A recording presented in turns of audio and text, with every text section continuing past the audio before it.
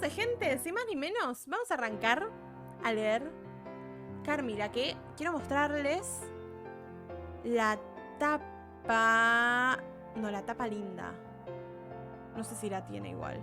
No se ve. Bueno, pero les voy a mostrar la ilustración que soy hoy para mostrarla, para promocionar el stream en Instagram. Ah, empecé el gimnasio. Fui 2 veces por ahora y la verdad muy bien, porque me gusta mucho el gym. Ya había arrancado en el verano, porque cuando estaba laburando en la pileta ya estaba yendo al gimnasio ahí. Entonces nada, cuesta el arranque de vuelta porque el cuerpo se desacostumbra, pero yo estoy re manija. Estoy muy manija. La verdad es que la voluntad para hacer ejercicio me salió desde el año pasado, si no... Estuve 27 años de mi vida sin voluntad y me vino ahora. Hola Tuli, buenas noches, ¿cómo estás? ¿Qué onda todo? Llegaste justo para la lectura. ¿Saben dónde aparece Carmila mencionada por Villano Tillano? Sí, ayer lo dijeron eso en Choripop también, en el canal de Cabe. Así que por eso, hay muchísimas refes de Carmila y hoy vamos a tener el contexto. Hoy vamos a aprender realmente de qué trata Carmila. Esta es la ilustración que usé para promocionar el stream de esta noche en Instagram. Es una ilustración muy muy linda de la historia. Acá moqueando porque vi una comedia romántica y ando con el corazón roto. ¡No! Tenés que ver la secuela de Spider-Man, Tuli. Esa te la va a subir. Qué raro los mangas nuevos de Ibrega.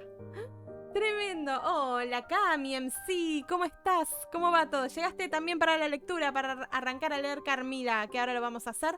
Y voy a mostrar el PDF acá en pantalla.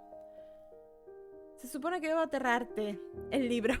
Voy a pasar acá. Hola, Winter. ¿Cómo estás? ¿Cómo va todo? Llegaste justo, Pipi. Miren, les voy a mostrar ahí. Ilustración de Michael Fitzgerald para la primera edición de Carmila en la revista The Dark Blues, 1972. Vi Carmila y entré. Nice. Uy, buen provecho, Tuli. Bien ahí. Llegaste justo, Winter. ¿Qué onda? Acá está, bueno, la tapa que no se ve casi nada, pero es otra ilustración acá de, calculo, las 2 personajes principales.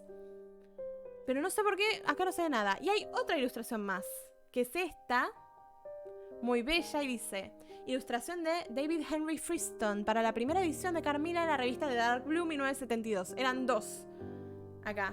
¡Ah! Llegan de teatro, bien ahí, Winter. ¿La pasaste lindo? ¡Qué bien! Lo que creo que voy a hacer ahora es darle un poco más de zoom a la parte de lectura, para así lo pueden leer mejor. Voy a agrandarlo entonces acá. A ver, es esto. Así lo pueden leer mejor. La gente que quiere leerlo desde la pantalla va a poder tener un poco más enorme todo. Así, por si la calidad del stream no tira tanto, al menos un poco acá se los agrando. Ahí va. Uy, ya me agarra la obse de que esté centrado. Ahí está. Creo. Pingui, pingui, pingui. Listo. Genial. Hola, Hernán. Buenas noches. Llegaste para la... Justo que vamos a arrancar el club de lectura de esta noche. Vamos a estar leyendo Carmila, una historia clásica de vampiras lésbicas por el mes del orgullo. Así que, gente, vamos a arrancar. No sé si poner tipo como música de lectura victoriana, sin copyright.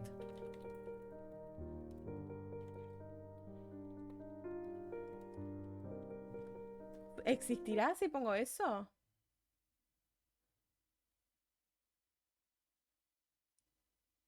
¡Ah! A ver esto.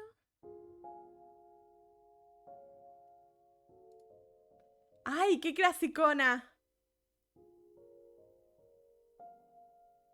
¿Se escucha?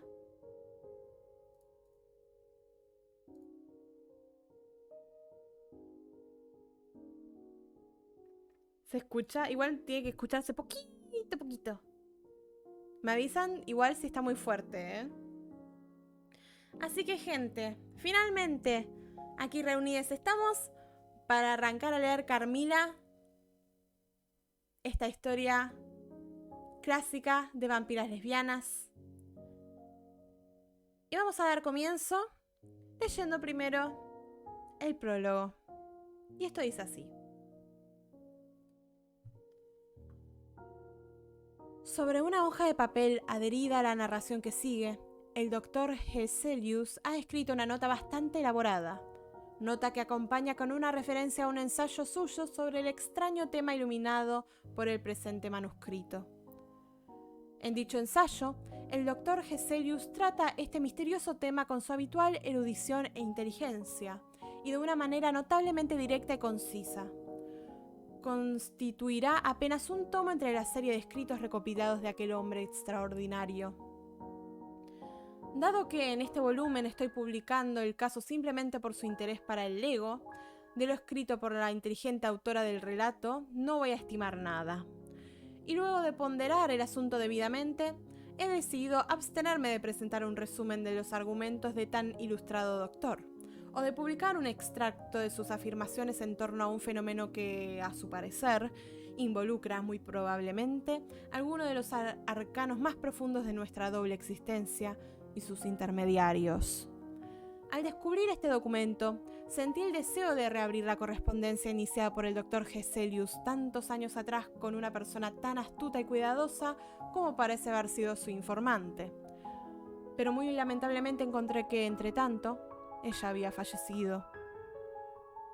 Sin embargo, es poco probable que el autor hubiera agregado alguna novedad significativa a los hechos que narran las páginas que siguen, redactadas con lo que considero tan concienzuda particularidad. Ahí pasa el prólogo y arrancamos con el primer capítulo, titulado Un susto temprano.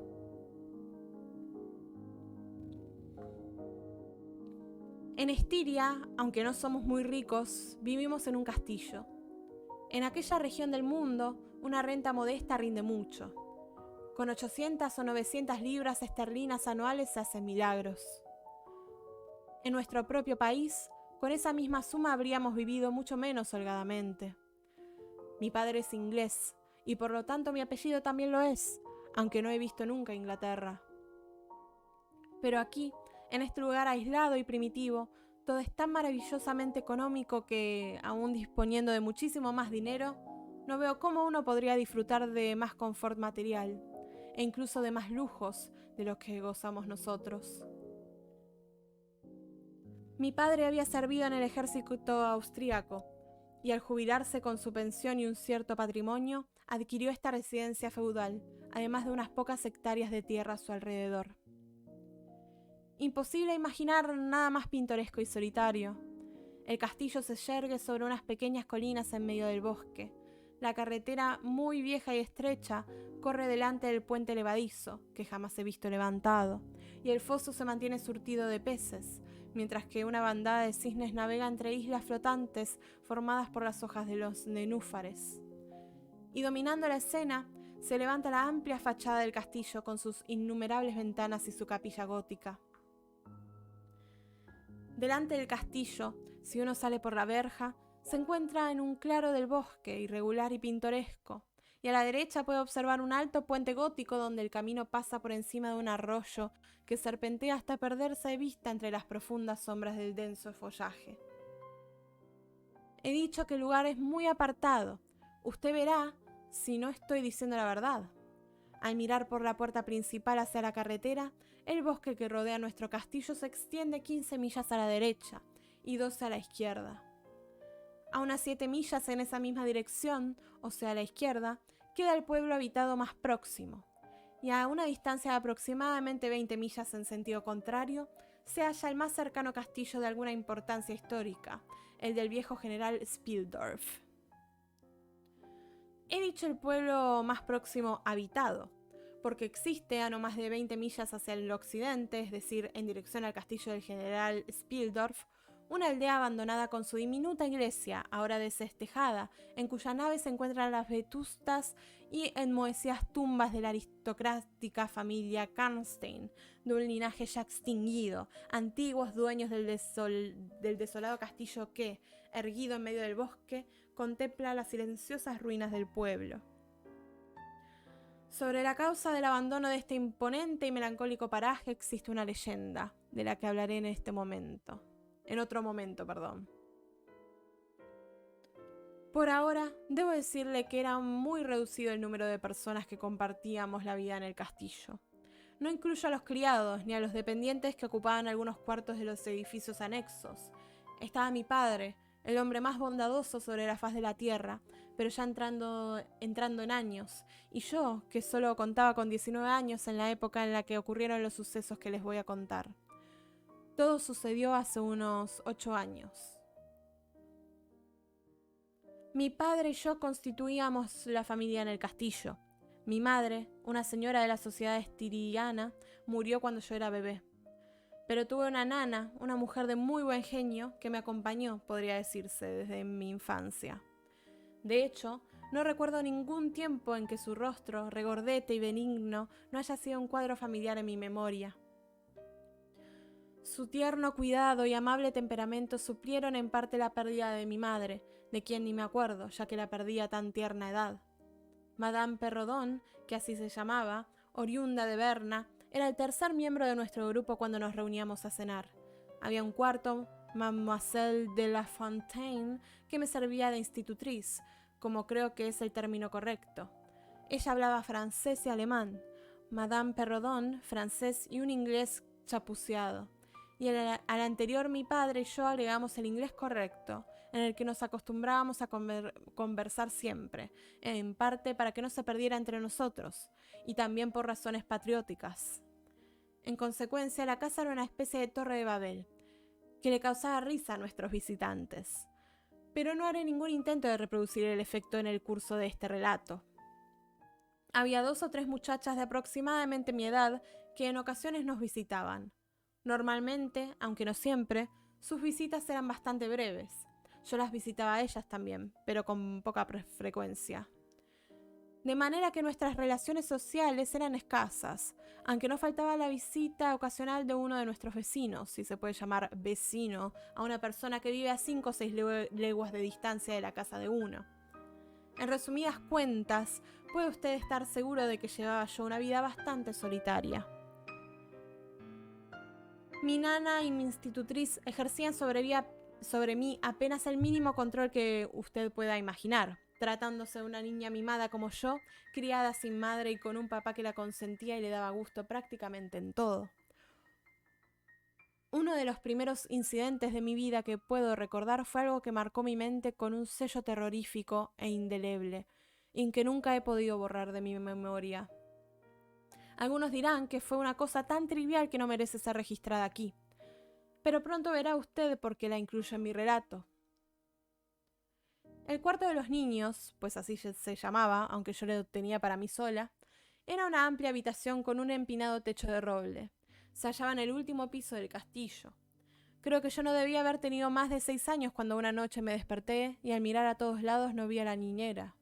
En realidad ella no estaba, y yo supuse que me encontraba sola. Pero no sentí miedo, porque yo era una de esas niñas afortunadas cuyos padres o guardianes se esfuerzan por mantener en la ignorancia historias de fantasmas y cuentos de hadas. Y todos esos relatos folclóricos de misterio y terror que hacen que uno esconda la cabeza cuando una puerta cruje súbitamente en el silencio, o cuando el titileo de una vela que se apaga hace bailar la sombra de un mueble a pocos metros de uno. Simplemente me sentí perpleja y un poco molesta al encontrarme, como suponía, abandonada.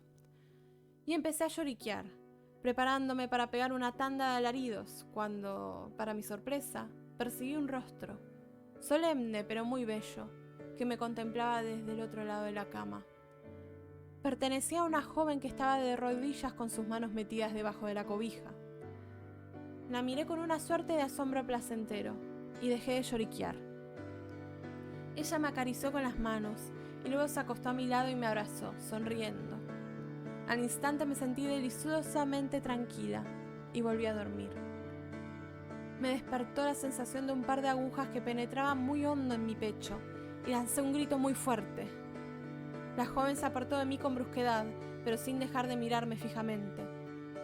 Luego se deslizó hasta caer al piso y esconderse debajo de la cama. Al menos así creía yo.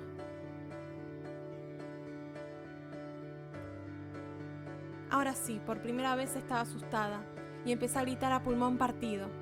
La nana, la niñera, el ama de llaves, todos vinieron corriendo. Pero cuando les conté lo que me había pasado no le dieron importancia y se dedicaron a tranquilizarme. Sin embargo, a pesar de ser solo una niña... A pesar de ser solo una niña, me di cuenta de que se habían puesto pálidas y llevaban una expresión inusual de ansiedad. Las observé mientras miraban debajo de la cama y examinaban los rincones de la habitación. También se agachaban para ver si había algo debajo de la mesa y abrieron el armario para inspeccionar allí. Y oí al ama de llaves comentar a la niñera: «Ponga la mano aquí, en esta descripción de depresión de la cama. Alguien se acostó ahí, seguro. Y no fue usted. Mire, todavía está tibio». Recuerdo cómo la niñera me reconfortaba y cómo las tres examinaron mi pecho, donde les dije que había sentido el pinchazo, y me aseguraron que no había ningún signo visible de que algo me hubiera pasado. El ama de llaves y 2 sirvientas encargadas del cuarto de niños permanecieron al pie de mi cama toda la noche, y a partir de entonces una de las sirvientas siempre me acompañaba, en las noches hasta cuando cumplí 14 años. Después del incidente estuve nerviosa durante mucho tiempo. Llamaron a un médico, un señor mayor, muy pálido. Aún recuerdo su largo rostro saturnino levemente picado de viruela y su peluca castaña. Durante un buen tiempo me visitó con intervalos de 2 días y me daba medicinas que por supuesto odiaba. La mañana siguiente a la aparición yo estaba en un estado de terror y no soportaba estar sola ni por un momento, a pesar de que ya había amanecido. Recuerdo que mi padre vino y se quedó al pie de mi cama, conversando amablemente, preguntándole cosas a la niñera y riéndose con gusto de alguna respuesta suya. Me dio un beso y una palmadita en el hombro, y me dijo que no tuviera miedo, que solo había sido un sueño y que no me iba a pasar nada. Pero no me sentí consolada, porque sabía que la visita de la extraña joven no había sido un sueño. Yo estaba terriblemente asustada. La niñera intentó consolarme un poco al asegurarme que fue ella quien había entrado a mirarme y quien se había acostado junto a mí en la cama, que yo debía de estar medio dormida para no haberla reconocido. Pero esto, a pesar de ser testimonio de la niñera, no me satisfazo del todo. Recuerdo también que en el curso de aquel día, un señor viejo y venerable vestido de sotana negra entró a la habitación en compañía de la niñera y del ama de llaves. Y después de conversar un rato con ellas, se dirigió a mí de la manera más gentil. Su cara era dulce y me dijo que iban a rezar. Me juntó las 2 manos y me rogó que dijera lo siguiente, suavemente, mientras ellas oraban: «Señor, presta oído a todas nuestras plegarias, por nosotros, en el nombre de Jesús». Creo que esas eran sus palabras, ya que las repetía para mí misma con frecuencia, y durante años mi niñera insistía que las pronunciara cada vez que rezaba. Guardo tanto la imagen de la dulce cara pensativa de aquel señor viejo de cabellos blancos y sotana negra parado en esa rústica habitación de color marrón, rodeado de muebles incómodos y anticuados de un estilo de hace 300 años, y de la tenue luz que entraba por entre las rejas de una ventana pequeña intentando aliviar la atmósfera sombría de aquel cuarto. El anciano se arrodilló, y las 3 mujeres con él, y rezó en voz alta con una voz temblorosa durante lo que parecía ser un largo tiempo. Se me ha olvidado todo lo que viví antes de aquel incidente, y solo recuerdo vagamente las cosas que me pasaron por ese tiempo. Pero las escenas que acabo de describir se resaltan muy vívidas en mi memoria, como unos cuadros aislados dentro de un mundo fantasmagórico, rodeado de oscuridad. Oh my god, oh my god. Ahí estamos. La invitada. Este va a ser el segundo capítulo.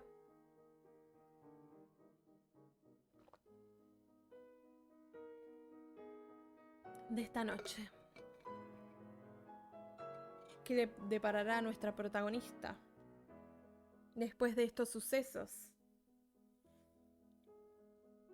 Te digo que Hispanic. Caramelos homofóbicos. Tremendos. ¿Se vienen cositas? ¿Se vienen cositas? ¿Las cositas están llegando? Puede ser. Así que no perdamos tiempo y sigamos la lectura. Con el segundo capítulo. La invitada.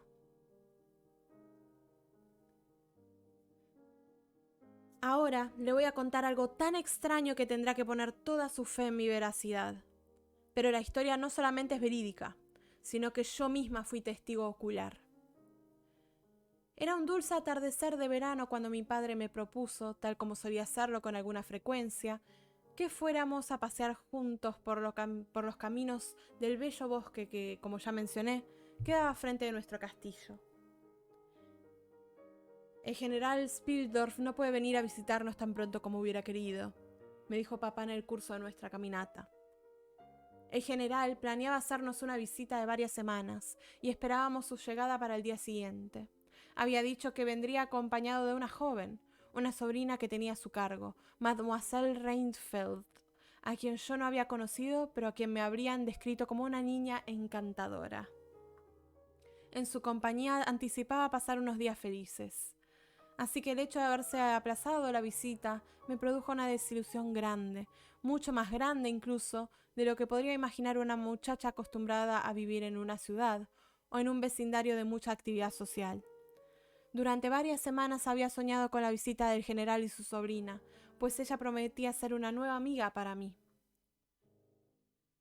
Entonces, ¿cuándo van a venir?, le pregunté.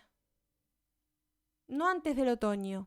En un par de meses, me imagino, respondió mi padre. Y ahora me pongo feliz de que no hayas conocido a Mademoiselle Reinfeldt.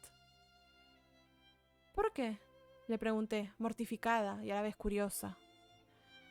Porque la pobre muchacha ha muerto, respondió. Se me olvidó que no te lo había contado, pero tú no estabas conmigo cuando recibí la carta del general esta tarde. Quedé aterrada. 6 o 7 semanas antes, en una primera carta, el general había mencionado que la niña no estaba tan bien de salud como él quisiera, pero nada indicaba ni la remota sospecha de que existiera un peligro. Aquí tienes la carta del general, me dijo papá al entregármela. Me temo que el general está hondamente afectado. Me parece que ha redactado esta carta en un estado lamentable de angustia. Nos sentamos en una banca rústica a las sombras de unos limeros. Nos encontrábamos a la orilla del arroyo que corre al lado de nuestro castillo, debajo del viejo puente de piedra que serpentea, como ya he dicho, entre una cantidad de nobles árboles. De hecho, la corriente fluía prácticamente a nuestros pies. En el horizonte silvestre se estaba poniendo el sol con todo su melancólico esplendor, y en el agua se reflejaba el rojo vivo del cielo que poco a poco se iba destiñendo. La carta del general Spildorf era tan extraordinaria, tan vehemente, y en algunos apartes tan contradictoria, que la tuve que leer 2 veces, la segunda vez en voz alta para mi padre. Y aún así no fui capaz de entender bien lo que había pasado, aparte del hecho de que el general parecía estar casi enloquecido. La carta decía lo siguiente: he perdido a mi amada hija, pues como tal la quería. Durante los últimos días de vida de Berta no me sentí capaz de escribirle. En un comienzo no tenía ni idea del peligro que corría. La he perdido y ahora me doy cuenta de todo, pero demasiado tarde. Ella murió en la paz de la inocencia y con la gloriosa esperanza de un futuro bendito. La culpa toda la tiene la malvada que traicionó nuestra hospitalidad. Creí que recibía en mi casa a la inocencia, a la felicidad, a una compañera encantadora para mi adorada Berta. Por Dios, qué tonto he sido yo. Doy gracias a Dios que mi niña haya muerto sin sospechar la causa de sus sufrimientos. Se ha ido sin haber sospechado siquiera la naturaleza de su enfermedad, ni la maldita pasión de quien trajo toda esa miseria. Dedicaré el resto de mis días a la persecución y extinción de aquel monstruo. Me dicen que existe la posibilidad de que pueda cumplir con mi propósito, tan justo como misericordioso. Por el momento no encuentro más que un mero resquicio de esperanza, un tenue rayo de luz para guiarme. Maldigo mi presumida incredulidad, mi despreciable afección de superioridad, mi ceguera, mi terquedad, todo. Pero demasiado tarde. En este momento no puedo escribir ni hablar con calma. Mi mente está turbada. Tan pronto me haya recuperado un poco, pienso dedicarme durante un tiempo a hacer pesquisas. Cuando llegue el otoño, es decir, en un par de meses, o tal vez antes, si aún estoy vivo, espero ir a verlo. Es decir, si me lo permite. Y entonces le contaré lo que en este momento no me atrevo a poner en el papel. Hasta luego. Recé por mí, querido amigo. Con estas palabras termino tan extraña carta.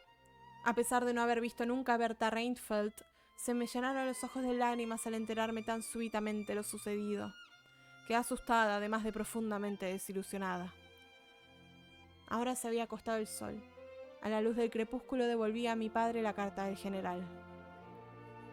Era un atardecer suave, del cielo despejado, y nos quedamos sentados allí especulando sobre la posible significación de las violentas e incoherentes frases que yo acababa de leer. Nos faltaba caminar más de 1 kilómetro antes de llegar a la carretera que pasa por delante del castillo, y mientras tanto salió la luna, iluminándolo todo. En el puente levadizo nos encontramos con Madame Perrodon y Mademoiselle de la Fontaine, quienes habían salido, las cabezas descubiertas, para disfrutar el exquisito claro de luna. Y al acercarnos, oímos sus voces dialogando de animada cháchara, y nos reunimos con ellas al pie del puente levadizo para admirar la belleza de la escena. Frente a nosotros se distinguía el claro que acabábamos de atravesar. A nuestra izquierda, la estrecha vía zigzagueaba a la sombra de majestuosos árboles hasta perderse en vista entre la densidad del bosque. A la derecha, la misma carretera pasa por encima del alto y pintoresco puente, cerca de una torre de ruinas que una vez vigilaba el paso. Y más allá del puente se elevaba una montaña empinada, cubierta de árboles. En la penumbra del bosque se divisaban algunas rocas grises invadidas por la hiedra. Sobre el césped y todo el terreno lleno avanzaba lentamente una delgada capa de niebla que parecía humo.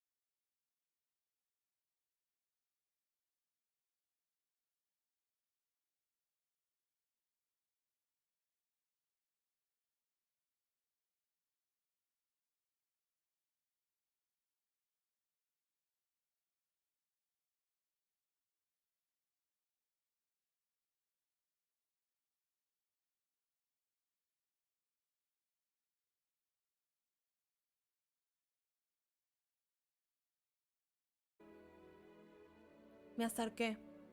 La muchacha se veía aturdida, pero por fortuna no estaba muerta.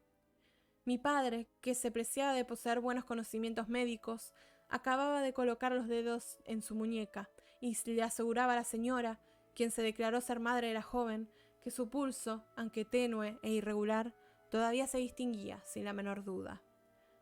La señora se juntó las manos y miró hacia el cielo, como una expresión momentánea de gratitud, pero irrumpió enseguida con un gesto dramático y teatral que, según entiendo, es natural en ciertas personas.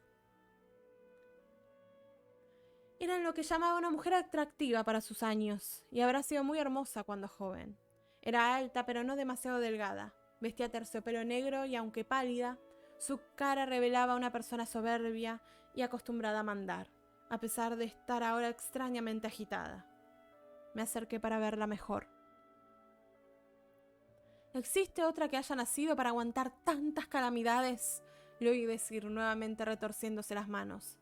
Heme aquí, en un viaje de vida o muerte, un viaje en el que perder una hora significa posiblemente perderlo todo. Mi hija no se habrá recuperado lo suficiente como para poder acompañarme. ¿Y quién puede saber por cuánto tiempo tengo que abandonarla? No puedo esperar, no me atrevería a demorarme. Dígame, señor, ¿de aquí cuánto dista el pueblo más cercano? Voy a tener que dejarla ya. ¡Ay! No voy a volver a ver a mi tesoro, ni siquiera saber de ella hasta mi regreso, en unos 3 meses.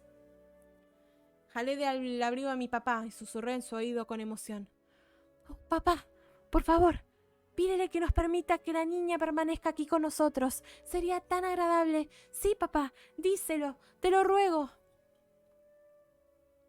Si Madame acepta dejar a su hija al cuidado de la mía, dijo mi padre, y de nuestra buena ama de llaves, Madame Perrodón, para que resida aquí como invitada hasta su regreso y bajo mi responsabilidad, sería para nosotros un reconocimiento y al mismo tiempo una obligación, y la cuidaríamos con todas las atenciones y devoción que merece un cargo tan sagrado.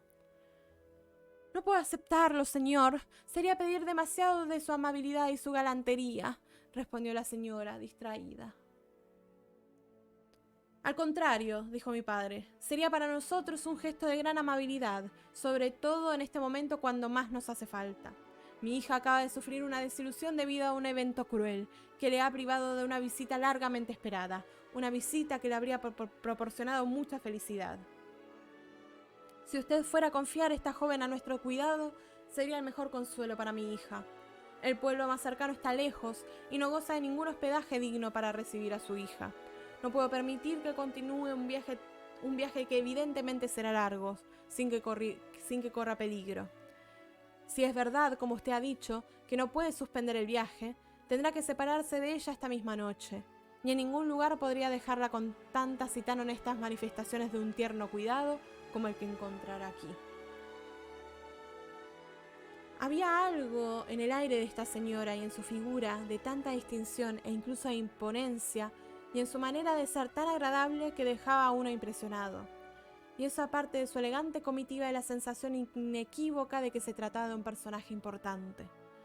Ya habían levantado la carroza, estaba puesta en posición para andar de nuevo, y los caballos se habían calmado y tenían sus arneses otra vez en orden. La señora echó a su hija una mirada que no me pareció tan afectuosa como hubiera esperado a la luz de la escena inicial. Luego, con un gesto discreto, llamó a mi padre a un lado y se alejó con él unos pasos para que estuvieran fuera del alcance de nuestros oídos. Observé cómo le habló con una expresión fija y severa, muy diferente a la que le había tenido cuando le hablaba unos momentos antes.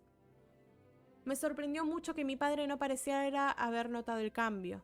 Me dio una curiosidad insaciable por saber qué era lo que ella le estaba diciendo, prácticamente pegada a su oído. Lo decía, además, con tanta intensidad y tan rápido. Estuvieron ocupados así durante 2 minutos, o 3 cuando mucho. Terminada la conversación, ella se volteó y dando unos cortos pasos llegó a donde yacía su hija en brazos de Madame Perrodón. Se arrodilló a su lado por un momento y le susurró algo al oído que Madame suponía era una bendición. Luego, deprisa, le plantó un beso en la frente e inmediatamente se levantó. Entró en el coche, la portezuela se cerró, 2 lacayos de elegantes atuendos subieron a ocupar sus puestos en la parte de atrás, los jinetes acompañantes expoliaron sus bestias, los postillones soltaron latigazos, los caballos corcoveaban antes de arrancar en un medio galope que amenazaba con convertirse pronto en un galope veloz, y el coche partió, en estampida con los dos jinetes auxiliares, siguiendo por detrás al mismo acelerado ritmo de todos.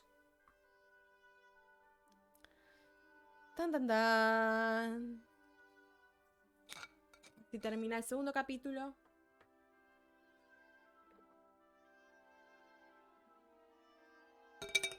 De Carmila, la invitada, que se invitó sola. Pero vamos a seguir, gente. ¿Cómo la están pasando por acá? Vampira Hot en tu área. ¿Quieren chatear contigo? Clic aquí, gaturro.com.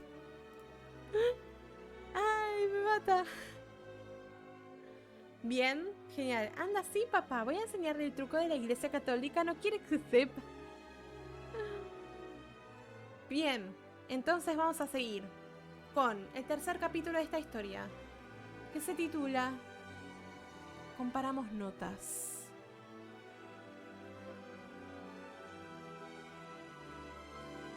Nuestras miradas siguieron la comitiva, hasta que se perdió abruptamente entre la neblina del bosque y el ruido de cascos y ruedas murió en el aire silencioso de la noche. Lo único que quedó para asegurarnos de que la aventura no había sido simplemente la ilusión de un instante fue la joven, quien, justo en ese momento, abrió los ojos. Yo no los podía ver, porque ella se había volteado hacia el otro lado, pero levantó la cabeza, evidentemente mirando a su alrededor, y oí una voz muy dulce que preguntaba en tono quejumbroso: ¿Dónde está mamá? Nuestra querida Madame Perrodón le contestó tiernamente, agregando algunas palabras de consuelo. Luego le oí preguntar: ¿Dónde estoy? ¿Qué lugar es este? Y después dijo: No veo el coche. ¿Y Matska? ¿Dónde está Matska? Madame respondió todas sus preguntas hasta donde pudo entenderlas, y gradualmente la muchacha recordaba cómo había sucedido la desventura, y se puso feliz cuando supo que nadie en el coche, ni ninguno de los que estaban atendiendo, había sufrido heridas. Pero al enterarse de que su madre la había dejado aquí hasta su regreso en unos 3 meses, se puso a llorar. Estaba yo al punto de alegar mis consuelos con los de Madame Perrodón, cuando Mademoiselle de la Fontaine me tomó del brazo y me dijo: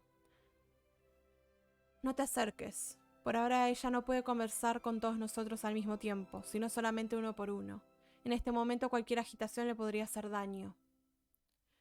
Tan pronto esté cómodamente acostada en una cama, pensé yo, voy a ir a su cuarto para verla. Mientras tanto, mi padre había despachado a un sirviente un caballo para que fuera a traer al médico que vivía a unas 2 leguas de nosotros, y una habitación se preparaba para recibir a nuestra joven huésped. Ella se levantó ahora, y recostada en el brazo de Madame, caminó lentamente por el puente levadizo y entró al castillo. En el amplio vestíbulo del castillo, los sirvientes la esperaban, y sin más demora la condujeron a su habitación. En un lugar que habitualmente usamos como salón de estar, en una sala larga con 4 ventanales que dan a la fosa y al puente levadizo y al bosque que antes describí. Los muebles son de roble tallado y hay altos escaparates. Los asientos están forrados de terciopelo carmesí de Utrecht. Las paredes están cubiertas de tapicerías con grandes marcos dorados, y las figuras de tamaño real están vestidas de atuendos antiguos y muy curiosos. Los personajes representados están dedicados a la cacería, a la halconería y en general a un ambiente festivo. El lugar no es tan majestuoso como para no ser cómodo. Y es aquí donde nos tomamos el té, porque papá, con su consabida tendencia patriótica, insiste que la bebida nacional debe aparecer con regularidad, sin descuidar el café y el chocolate. Aquella noche estuvimos sentados allí con las velas prendidas, hablando de los acontecimientos de la tarde. Madame Perrodón y Mademoiselle de la Fontaine nos acompañaban. Nuestra joven visitante apenas se había acostado en la cama cuando entró en un sueño profundo, y las 2 señoras le habían dejado el cuidado de una sirvienta. ¿Cómo le parece nuestra invitada?, le pregunté a Madame apenas entró al salón. Cuénteme todo de ella. Me gusta mucho, contestó Madame. Casi diría que nunca he visto una criatura más hermosa. Es como de la misma edad tuya, tan amable y querida. Sí, es absolutamente bella, añadió Mademoiselle, quien se había asomado por un momento a la habitación de la niña. Y tiene una voz tan dulce, agregó Madame Perrodon. ¿Se fijó usted en una dama en el coche después de que lo levantaron? ¿Una mujer que no descendió?, preguntó Mademoiselle, sino que únicamente nos observó a través de la ventana. No, no la vimos. Luego Mademoiselle describió una mujer negra, horrorosa, de turbante rojo, que miraba fijamente todo el tiempo desde la ventana de la carroza, asintiendo con la cabeza y sonriendo despectivamente en dirección a las dos señoras. Sus grandes ojos sobresaltados brillaban, dijo, y mantenía los dientes apretados como con una mueca de furia. Qué linda descripción, che. ¿Y se fijó en los sirvientes que la acompañaban?, preguntó Madame. Una pandilla de tipos de muy mal aspecto. Es cierto, dijo mi padre, quien acaba de entrar. Los más feos y mal encarados que he visto en mi vida. Ojalá no le vayan a robar a la pobre señora en el bosque. Sin embargo, son hábiles, hay que admitirlo. Arreglaron todo en segundos. Supongo que están agotados de viajar tanto, dijo Madame. Además de parecer malévolos, tenían caras tan raras, alargadas, oscuras y taciturnas. Me suscitaron curiosidad, lo reconozco. Me supongo que la joven le contará todo mañana, si no está suficientemente recuperada.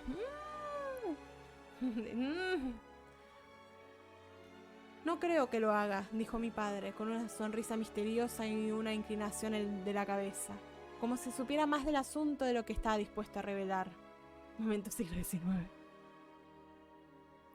Lo cual me incitó a querer saber qué era lo que había pasado entre él y la señora de terciopelo negro durante la breve pero intensa entrevista que se llevó a cabo justo antes de su partida. Apenas estuvimos a solas, le pedí que me contara. No hubo necesidad de insistir. No hay ninguna razón particular por la que debería contarte. Ella expresó su renuncia a molestarnos con el cuidado de su hija, explicando que la niña tenía su salud precaria, que era nerviosa, pero no sufría de ninguna clase de epilepsia, cosa que la señora reveló sin yo preguntárselo. Ni de ningún tipo de ilusiones, dijo, siendo de hecho perfectamente sana. Qué raro que dijera todo eso, dije. No era necesario. De todas maneras, sí lo dijo, contestó con una risa. Y como quieres enterarte de todo lo que sucedió, que no era mucho en realidad, pues te lo cuento. A continuación ella me dijo: voy a emprender un viaje largo de vital importancia. Ella subrayó la palabra vital. Un viaje rápido y secreto, dijo. Regresaré por mi niña en 3 meses. Mientras tanto, ella mantendrá silencio sobre quiénes somos, de dónde venimos y a dónde vamos. Eso fue lo que me dijo. Habla un francés excelente. Al pronunciar la palabra secreto, hizo una pausa de varios segundos, mirándome severa y fijamente a los ojos. Me pareció que era muy importante para ella. Tú viste cómo se fue de rápido. Espero no haber cometido un error estúpido al encargarme de esta jovencita. Por mi parte estaba feliz, ansiaba verla y hablar con ella. Solo esperaba que el médico me diera el permiso. Las personas que viven en las ciudades no tienen idea de lo enorme que es el hecho de encontrar a una nueva amiga en medio de la soledad que nos rodea. Daba casi la 1 de la mañana cuando llegó el médico, pero para mí era tan imposible acostarme a dormir como habría sido alcanzar a pie la carroza en la que había partido la princesa de terciopelo negro. Gracias, Shotgun. ¿Cómo estás? Cuando el médico, habiendo examinado a la paciente, entró al salón de estar, nos dio un informe muy favorable. La niña estaba despierta, sentada en la cama. Su pulso era regular y se veía perfectamente bien. No había sufrido ningún golpe y el pequeño sobresalto nervioso ya se le había quitado sin dejar huella. Una visita mía no suponía ningún inconveniente, si las dos estábamos de acuerdo. De modo que, con el beneplácito del médico, fui a preguntar si ella me permitía visitarla por unos minutos en su habitación. La sirvienta regresó inmediatamente y me dijo que, para la niña, la felicidad me había traído a mí. La tomé de la mano. Yo era un poco tímida, como es normal de las personas solitarias, pero en esta situación me volví elocuente y hasta audaz. Ella me apretó la mano, poniendo la suya encima de la mía. Sus ojos brillaban, y al mirarme a los ojos, sonrió de nuevo y se ruborizó. Había respondido a mi bienvenida de una manera muy bella. Yo me senté a su lado. Estaba todavía llena de dudas y preguntas. Y ella me dijo lo siguiente. Tengo que contarte cómo fue la visión que tuve de ti. Yes, doggos. Hey, mama. ¡Qué gusto! Buenas noches. Gracias, Julio Falkenhagen, por ese raidazo. ¿Cómo estás? ¿Cómo va todo? Muchísimas gracias. Hola, Laipi. Buenas noches. ¿Qué tal? Les cuento que estamos en la lectura de Carmila. Uy, me re mareé. Porque estaba pensando en escribir el usuario, perdón. Muchísimas gracias por ese raid, bienvenidos. Estamos leyendo Carmila, una historia de lesbianas vampiras. Y justo llegamos al momento del encuentro de lo que parece ser nuestras dos protagonistas. Se me está quedando sin material, les vuelvo otro día. Chao, Grish, que estés muy bien. Gracias por haber estado esta noche. Estaba así, compenetradísima. Hola, Julio, muchísimas gracias por el raid. Espero que la hayan pasado lindo. Contame qué anduvieron haciendo. Yo mientras voy a seguir la lectura. Chao, Saku, que estés muy bien. Buenas noches. Pequeño resumen, tenemos a nuestra prota que vive en un castillo, que es una persona muy sola. Y una noche hay un accidente fuera de este castillo. Y llega esta muchacha a la que le dan hospedaje. Es una muchacha que vive en sus sueños, un sueño que la dejó con mucho temor durante estos últimos años, pero que ahora es distinto. Y vamos a ver ahora la perspectiva de esta muchacha que había visto en sueños y cómo ella vivió esta visión. Ella cuenta: tengo que contarte cómo fue la visión que tuve de ti. Es tan extraño que hayamos tenido las dos, tú y yo, un sueño tan vívido una de la otra, y que ambas nos hayamos visto con las mismas caras que tenemos ahora, dado que en aquel entonces éramos apenas niñas. Yo tenía unos 6 años, y cuando me desperté de un sueño confuso y perturbado, me encontré en una habitación muy distinta a la mía, con paredes forradas en paneles de madera oscura. Había armarios, y alrededor de la cama asientos y bancas. Creía que las camas estaban desocupadas, que en la habitación no había nadie más que yo.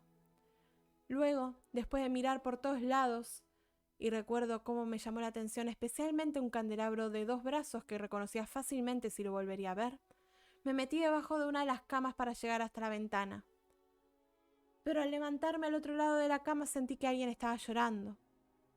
Y estando yo todavía de rodillas, mi mirada cayó sobre la cama, y te vi. Estoy segura de que eras tú. Y estabas como te veo ahora, una bella adolescente con bucles dorados y grandes ojos azules, y con los labios, tus labios, tal como te veo aquí en este momento. Y continuó. Tu belleza me conquistó.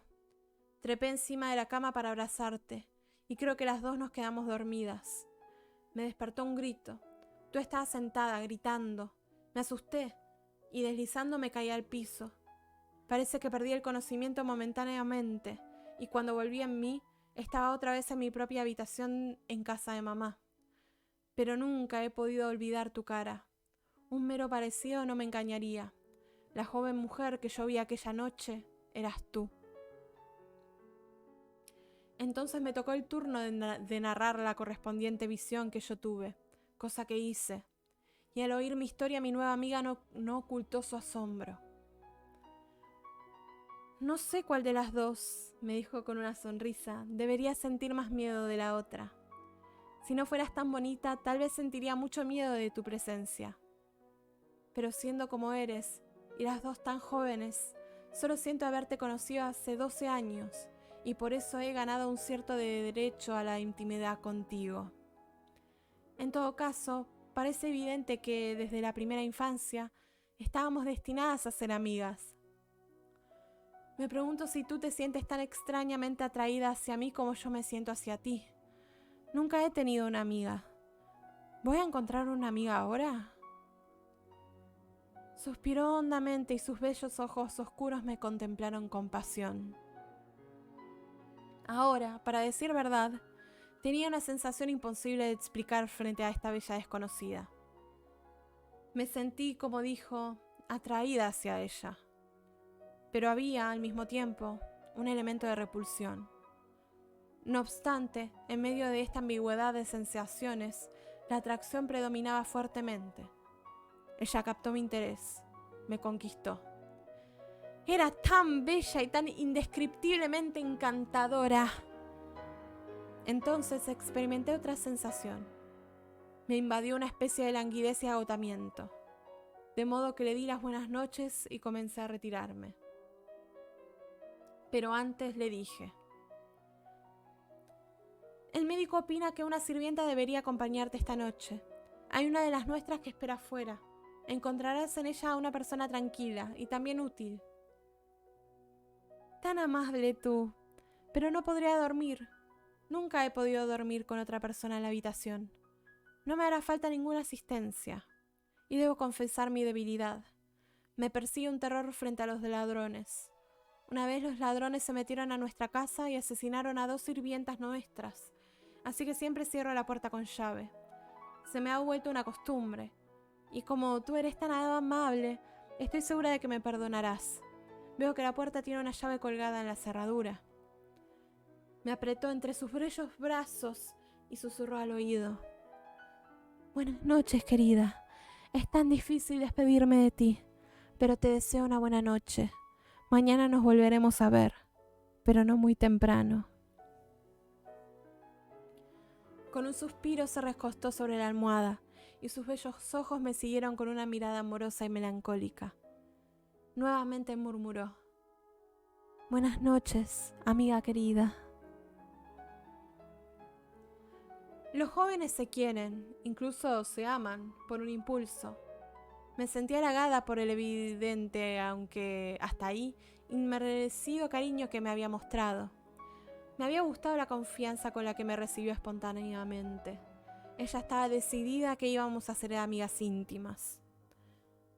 Y al otro día nos volvimos a encontrar. Y yo estaba feliz con mi nueva compañera. Es decir, bajo muchos aspectos. Vista a la luz del sol, su belleza no perdía nada. Era la criatura más bella que había visto jamás. Y el desagradable recuerdo de la cara que me había presentado en aquel sueño de niña había perdido el efecto de ese primer momento de reconocimiento. Ella confesó que había experimentado un miedo similar cuando me vio, y precisamente la misma vaga antipatía mezclada con admiración que en un primer momento yo había sentido frente a ella. Nos reímos juntas de nuestros temores.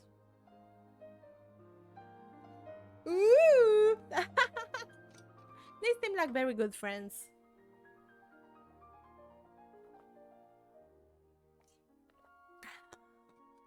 ¡Qué cool! Viendo animes del bien, Julio, qué bueno. Quiero saber cuáles, si seguís por acá. Y si no, que tengas buenas noches. Pero bien, ahí terminamos, gente, el tercer capítulo de esta historia. Yo quería ver el índice para ver qué onda. Acá. Ah, no, no tiene las cosas. Bueno. Pensé que tenía... acá. El índice de páginas, pero bueno. Yo creo que para un capítulo más damos, ¿no? ¿Les parece? Yo creo que por la cantidad de páginas, un capítulo más va para la repartida en el tiempo. ¿Les parece? ¿Están para esa? Son... más el prólogo, que igual fue una página, en realidad son 16 capítulos. Pero creo que no tiene la misma cantidad de páginas, me parece. Creo. Probable, posible. A ver, voy a fijarme. Sí, no tiene la misma cantidad de páginas. Sí. Igual ahora estoy dudando, ¿eh? ¿Tienen muchas ganas? Estoy dudando porque serían 10 páginas más las que tengo que leer ahora. Dura hasta la página 43. Y estoy en la 33 ahora. ¿Cuántos años tienen ellas? Creo que son como adolescentes, tengo entendido, ¿no? Pero mandale. 19, ahí va. Mandale mecha, bueno. Este va a ser el último capítulo de esta noche. Y después se dividen de la mitad las páginas que quedan, que deben ser 30 páginas más o menos para la semana que viene y la otra.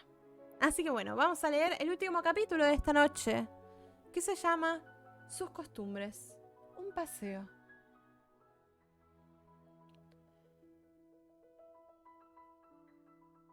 Les dije que ella me encantaba en casi todo, pero había ciertos aspectos que no me gustaban tanto. Voy a comenzar por describirla.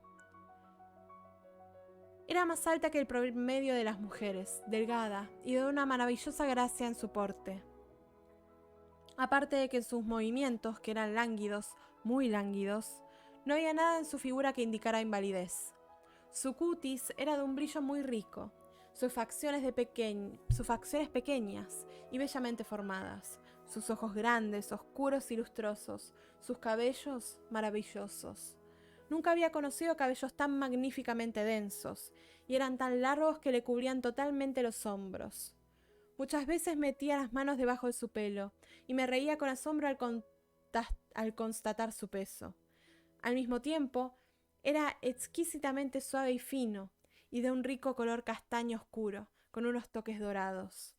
Me fascinaba soltarlo y verlo caer por su propio peso cuando, en su habitación, ella se estiraba en su silla y hablaba con un dulce tono de voz semiapagada. Yo solía doblar su pelo y hacerle trenzas, o explayarlo y jugar con él. Por Dios, si hubiera sabido lo que sé ahora. He dicho que había ciertas cosas que no me gustaban. Como ya les conté, su confianza me conquistó desde que la vi esa primera noche. Pero descubrí que, con respecto a sí misma, su madre, su historia, de hecho todo lo relacionado con su vida, sus planes y su gente, ella mantenía una tremenda reserva, como si estuviera siempre vigilante. Mi manera de averiguar no era del todo razonable, tal vez. A lo mejor me equivocaba. Debía haber respetado la solemne amonestación pronunciada por la majestuosa dama de terciopelo negro en conversación con mi padre.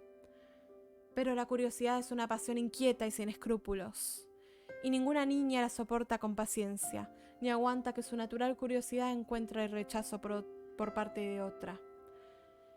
¿Qué daño haría si ella respondiera y me contara todo lo que, con todo ardor, quería yo saber? ¿No confiaba en mi sensatez? ¿En mi honor? ¿Por qué no me iba a creer cuando le juraba, como lo hice solemnemente, que no divulgaría a ningún ser mortal una sola sílaba de lo que me revelaba?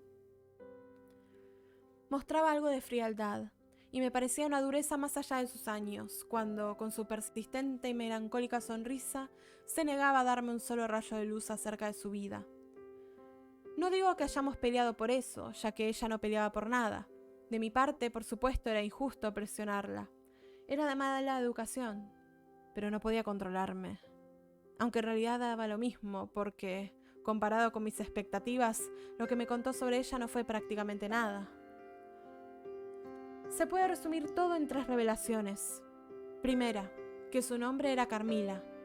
Segunda, que su familia era muy antigua y noble. Y tercera, que su casa estaba en el oeste con respecto a nuestro castillo. No me quiso contar el apellido de su familia, ni detalles de su escudo, ni el nombre de sus tierras, ni siquiera me dijo de qué país era. No debe creer usted que yo le molestaba incesantemente preguntando sobre esos temas. Esperaba cada oportunidad y prefería insinuar mis averiguaciones en vez de urgir una respuesta. Una que otra vez la ataqué más directamente, es verdad. Pero no importaba cuál táctica empleara, el resultado era siempre el mismo: ningún avance. No servirían ni las caricias ni los reproches. pero debo admitir que evadía las respuestas con una melancolía y un alzar de hombros, y con tantas, a veces tan apasionadas declaraciones de su amor por mí y de su confianza en mi honradez, y tantas promesas de que algún día, por fin, yo iba a saberlo, que no encontraba en mi corazón cómo sentirme ofendida. Ella solía tomarme en sus bellos brazos, abrazarme, y su mejilla contra la mía y sus labios en mi oído murmurar: mi amada, tu pequeño corazón está herido. No me creas cruel simplemente porque obedezco la irresistible ley de mi fortaleza y de mi debilidad. Si tu querido corazón está herido, el salvaje corazón mío sangra por el tuyo. En el éxtasis de mi enorme humillación, vivo en tu cálida vida. Y tú morirás, dulcemente morirás en la mía. No tengo remedio. Como yo me acerco a ti, tú, a tu turno, atraerás a otros y conocerás el éxtasis de esa crueldad, que aún así es el amor. De modo que, por un tiempo, no intentes saber más de mí y de los míos. Confía en mí como tu espíritu amante. Y cuando hablaba de esta manera rapsódica, me apretaba más fuertemente contra ella en un abrazo tembloroso, mientras sus leves besos hacían que mi mejilla brillara con una suave incandescencia. Su agitación y su lenguaje eran incomprensibles para mí. De estos abrazos, que debo decir no ocurrían con demasiada frecuencia, yo siempre quise liberarme, pero se me iba la energía. Las palabras que murmuraba sonaban en mi oído como una canción de cuna y convertían mi esfuerzo de resistencia en una especie de trance, del que solo podía recuperarme después de que ella hubiera dejado de abrazarme. Durante esos misteriosos episodios yo no la quería. Experimentaba una extraña, tumultuosa excitación que muchas veces era placentera, aunque mezclada con una sensación también de temor y de repulsión. Mientras que duraban esas escenas, no tenía una idea clara acerca de ella, pero tenía conciencia de un amor que se convertía poco a poco en adoración, aunque al mismo tiempo de aborrecimiento. Sé que esto suena a paradoja, pero no encuentro otra forma de intentar una explicación de lo que yo estaba sintiendo. Estoy escribiendo esto ahora, y después de un intervalo de más de 10 años, con la mano temblorosa, y con un recuerdo horrible y confuso de ciertas ocurrencias y situaciones que sucedían durante la ordalía que inconscientemente yo estaba atravesando. Sin embargo, retengo un agudo recuerdo de la trama central de mi historia. Supongo que en las vidas de todo el mundo ocurrirán episodios emocionales en los que nuestras pasiones son desatadas tan salvajemente, tan terriblemente, y que, no obstante, son los momentos entre todos que más vagamente recordamos. En ciertas ocasiones, después de una hora de apatía, mi extraña y bella compañera me tomaba la mano, reteniéndola en la suya con un apretón amoroso, que repetía una y otra vez, mientras se ruborizaba levemente y me miraba con sus lánguidos y encendidos ojos, emitiendo gemidos con tanta rapidez que su vestido subía y bajaba al ritmo de su tumultuosa respiración. Fue el ardor de un amante. Me avergonzaba. Era odioso y sin embargo se apoderaba de mí. Con una expresión de regodeo, me atraí hacia ella y sentí sus cálidos labios corriendo por mis mejillas mientras ella susurraba, casi en sollozos: tú eres mía, serás mía, tú y yo somos una para siempre. Luego se echaba para atrás en su silla, cubriéndose los ojos con sus pequeñas manos, mientras me dejaba temblando. ¿Será que somos parientes?, le preguntaba. ¿Qué quieres decir con todo esto? A lo mejor te recuerda a una persona que has amado, pero no puede ser. No me gusta, no te conozco. No me conozco a mí misma cuando me miras así y hablas de esa manera. Ella suspiraba ante mi vehemencia y enseguida volteaba la cabeza y dejaba caer mi mano. Con respecto a estas extraordinarias manifestaciones, intenté en vano llegar a formular alguna teoría satisfactoria. No se explicaban como afectación, ni como trucos. Se trataba, sin lugar a dudas, del momentáneo estallido de un instinto y de unas emociones suprimidas. ¿Será que ella sufría de breves periodos de locura, no obstante la afirmación de su madre en sentido contrario? ¿O detrás de todo existía un disfraz y un romance? En viejos libros de cuentos había leído sobre cosas de ese estilo.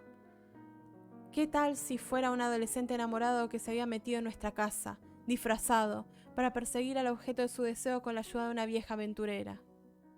Pero, a pesar de que esta teoría alimentaba mi vanidad, contra ella como hipótesis existían muchas objeciones.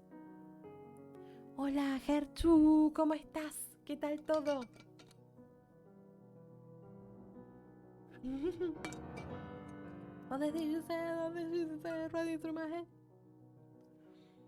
Primero, yo no podría decirme que me había cedido con una galantería masculina tal como los hombres suelen hacer con deleite. Entre uno de estos momentos apasionados y el siguiente había largos intervalos cuando todo era normal, de una cotidiana felicidad, aunque ella manifestaba también su ensimismamiento y tristeza. Pero, con excepción de los momentos cuando yo notaba que sus ojos me seguían con un cierto fuego melancólico, yo no podría haber representado nada para ella.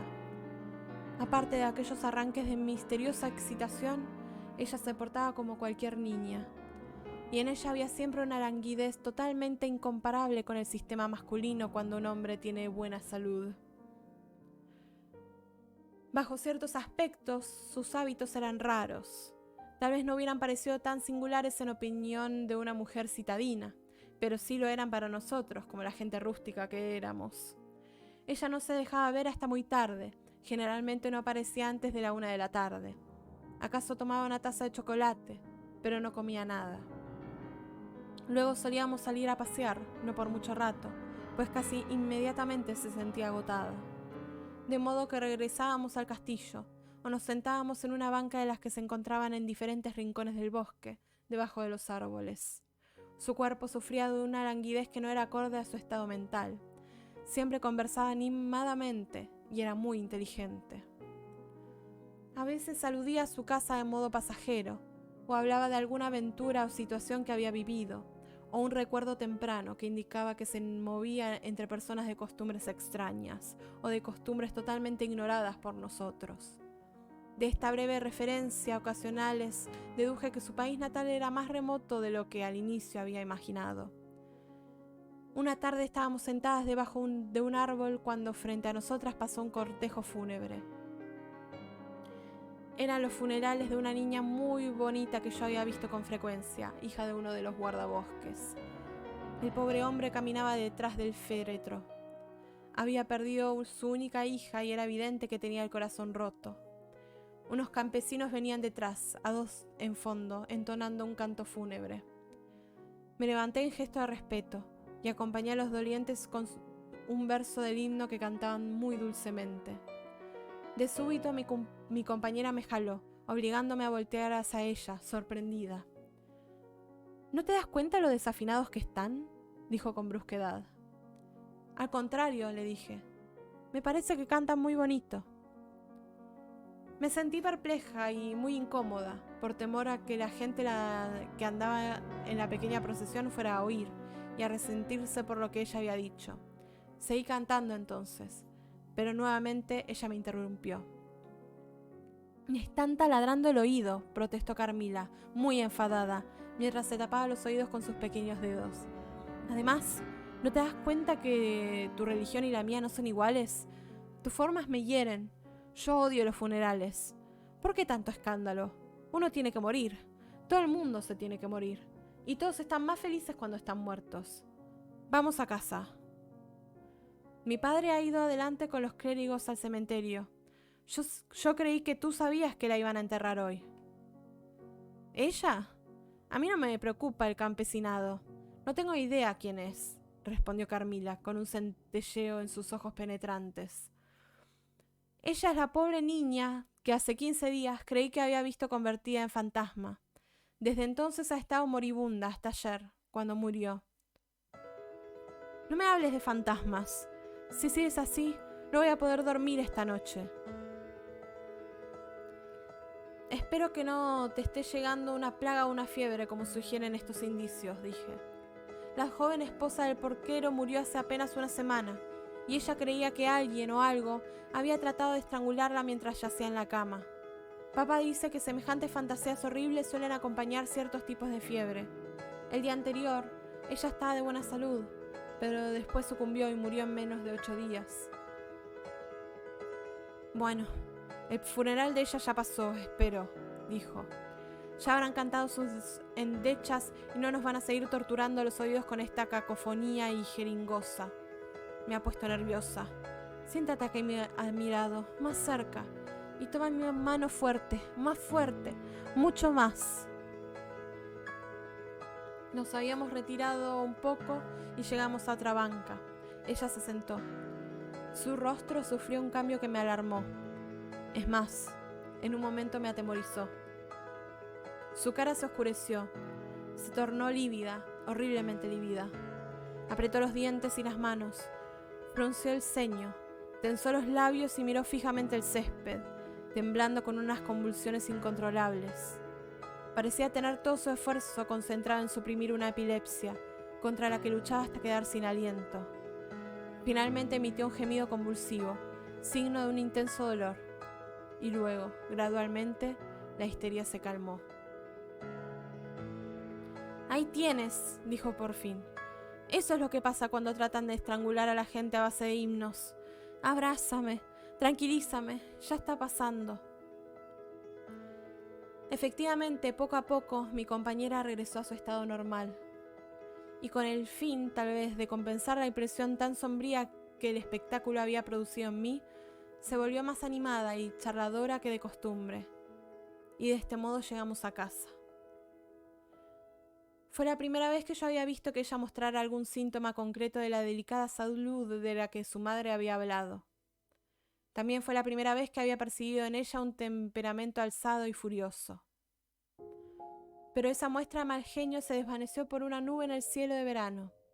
Solo una vez después observaría por parte de ella un signo momentáneo de iracundía. Voy a contar cómo sucedió. Un día, cuando ella y yo estábamos mirando a través de los altos ventanales del salón, observé que un vagabundo cruzó el puente levadizo y entró al patio interior del castillo. Lo conocía bien. Solía visitarnos 2 veces en el curso del año. Era un jorobado de cara larga y facciones agudas, características típicas de personas deformes. Usaba una barba negra y puntiaguda, y sonriendo como estaba de oreja a oreja, dejaba ver sus blancos colmillos. Vestía un tosco lienzo, rojo y negro, y de las incontables correas y tiras de cuello que cruzaban su pecho, colgaba toda clase de objetos y aparatos. A sus espaldas cargaba una lámpara mágica y 2 cajas que yo conocía bien. En una había una salamandra y en otra un mandril. Eran pequeños monstruos que a mi padre causaban mucha risa. Estaban compuestos de pedazos de micos, loros, ardillas y peces, con algo de puercoespín, todos secos y luego cuidadosamente cosidos con un hilo para producir un efecto sorprendente. Llevaba un violín también y una caja con utilerías para hacer trucos de prestidigitación. Unas cuantas máscaras estaban amarradas a su correa y otras cuantas cajas misteriosas, y en su mano llevaba un bordón negro con manija de cobre. Un perro escuálido venía detrás del hombre, pero al llegar al puente levadizo, se detuvo súbitamente como si sospechara algo y luego empezó a aullar de una manera atroz. Mientras tanto, el vagabundo de pie en la mitad del patio nos saludó alzando su grotesco sombrero, inclinándose en una venia ceremoniosa y vociferando cumplidos en un francés execrable y un alemán igual de espantoso. Luego, tomando el violín de las manos, se puso a rasgar una melodía alegre que acompañaba con un canto, simpático aunque disonante, y una danza bastante loca que me hizo soltar una carcajada que contrastaba con el triste aullido del perro. Al terminar este espectáculo, el hombre se acercó a la ventana con sonrisas y salutaciones, su sombrero en la mano izquierda y su violín bajo el brazo, y sin pausa y con gran fluidez desenrolló, con una mano derecha un largo pergamino donde se anunciaban todos sus atributos y las múltiples artes y recursos que ponían a nuestra disposición, sin hablar de las curiosidades y los entretenimientos que se proclamaba capaz de presentar apenas se lo pidiésemos. Tal vez quisieran las bellas damas adquirir un talismán como protección contra el diablo que merodea como un lobo por estas tierras, según me han contado, dijo, dejando su sombrero caer sobre el adoquinado. La gente se está muriendo de esa maldad a diestra y siniestra, y aquí tienen sus mercedes un amuleto que nunca falla. Simplemente se prende a la almohada y uno puede reírse en las narices del bicho. Estos talismanes consistían en tiras de tela decoradas con cifras cabalísticas y algunos diagramas. Carmila no vaciló en comprar uno, y yo otro. El hombre nos miraba desde abajo en el patio, y nosotros lo mirábamos sonriendo. Nos hizo gracia, a mí al menos. Mirando a nuestras caras con sus penetrantes ojos negros parecía detectar algo que, por un instante, parecía despertar su curiosidad. Inmediatamente sacó una caja de cuero que contenía toda clase de pequeños instrumentos de acero. Hola, Libitum, ¿cómo estás? Estamos leyendo Carmila. ¿Qué tal todo? Mira usted, señorita, dijo, mostrándome la caja. Entre otros oficios menos útiles, practico el arte de la dentistería. Maldito perro, se interrumpió. Cállate, animal.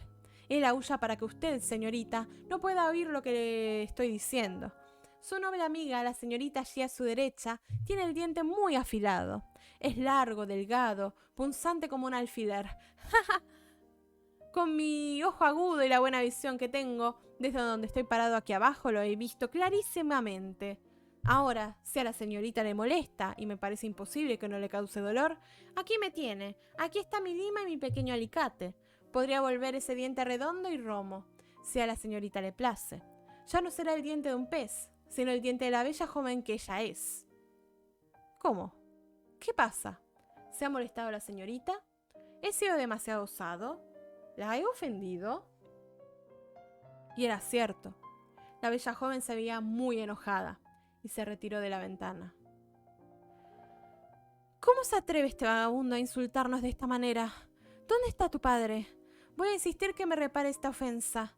Mi padre hubiera atado a este atrevido en poste y le habría cargado con látigo. Es más, le habría quemado el pellejo con la marca del ganado de nuestro castillo.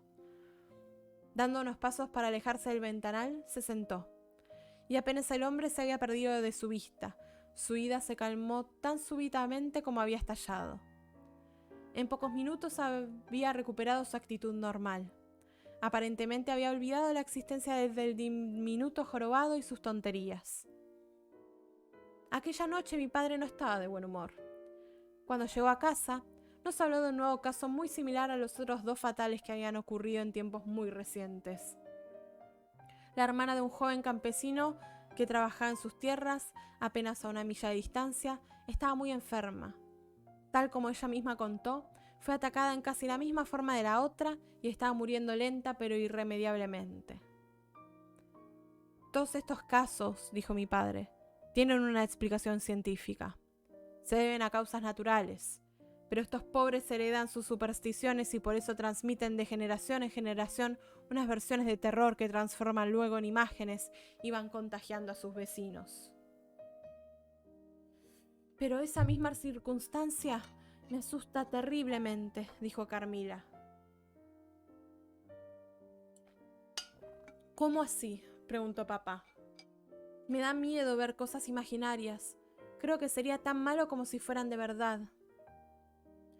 Estamos en las manos de Dios, dijo mi padre. Nada puede ocurrir sin su consentimiento, y todo terminará bien para aquellos que lo amen. Él es nuestro fiel creador. Él nos ha creado a todos y se encargará de cuidarnos. ¡Creador! ¡Naturaleza!, exclamó Carmila en respuesta a las palabras de mi amable padre. Esta enfermedad que está invadiendo el país es natural. La naturaleza. Todo procede de la naturaleza, ¿no es así? Todas las cosas que hay en el cielo y sobre la tierra y bajo la tierra, ¿no actúan y viven como la naturaleza ha ordenado? Yo creo que sí. Oh, el avioncito, ¿qué tal? Que estés bien, gracias por pasarte a saludar. El médico prometió venir hoy, dijo mi padre finalmente después de un silencio. Quiero saber qué piensa él de todo esto y qué cree él que debamos hacer. Los médicos nunca me han hecho ningún bien, dijo Carmila. ¿Entonces nunca has estado enferma?, le pregunté. Más enferma de lo que tú has estado nunca, respondió. ¿Hace mucho tiempo? Sí, hace mucho tiempo. Yo sufría de esta misma enfermedad. No recuerdo sino el dolor y la debilidad que me produjo, pero no eran tan graves como los dolores de otras enfermedades. ¿Eras muy joven entonces? Supongo que sí, pero no hablemos más de eso. Bueno, no hablemos más del asunto. Uno no quisiera hacerle daño a una amiga. Ella me miró con languidez. Pasó su brazo alrededor de mi cintura y me condujo fuera del salón. Mi padre se ocupaba de algunos papeles en un rincón al pie de la ventana. ¿Por qué a tu papá le gusta asustarnos?, suspiró la bella niña y se estremeció levemente. No es cierto, Carmila querida. Nada podría estar más lejos de su intención. ¿Tienes miedo, querida?, preguntó ella. Tendría mucho miedo, dije, si pensara que existe algún peligro real del que yo fuera a ser atacada como lo fue esa pobre gente. ¿Tienes miedo a la muerte? Sí, todo el mundo tiene miedo a la muerte. Pero morir como mueren los amantes, morir juntos para vivir juntos. Las niñas son orugas mientras viven en el mundo, dije, para convertirse en mariposas en cuanto llegue el verano. Mientras tanto son gusanitos y larvas, ¿no ves? Cada cual con sus propensiones particulares, sus necesidades y su estructura. Lo dice Monsieur Buffon en un libro grande que hay en el cuarto vecino. El médico llegó más tarde y se quedó hablando con papá durante un largo rato. Era un hombre muy hábil, de unos 60 años o más. Se perfumaba con polvos y se afeitaba hasta que su cara quedaba lisa como la cáscara de una calabaza. Él y papá salieron del cuarto juntos. Papá estaba riéndose y le oí decir: Me sorprende que un hombre sabio como usted también cree en los dragones. El médico sonreía y lo negó con un movimiento de cabeza. Sin embargo, dijo, la vida y la muerte son estados misteriosos y sabemos muy poco de los recursos de la una y de la otra. Habiendo dicho eso, salió y no supe más. En ese momento ignoraba cuál era el tema que el médico había introducido, pero ahora creo que lo puedo adivinar.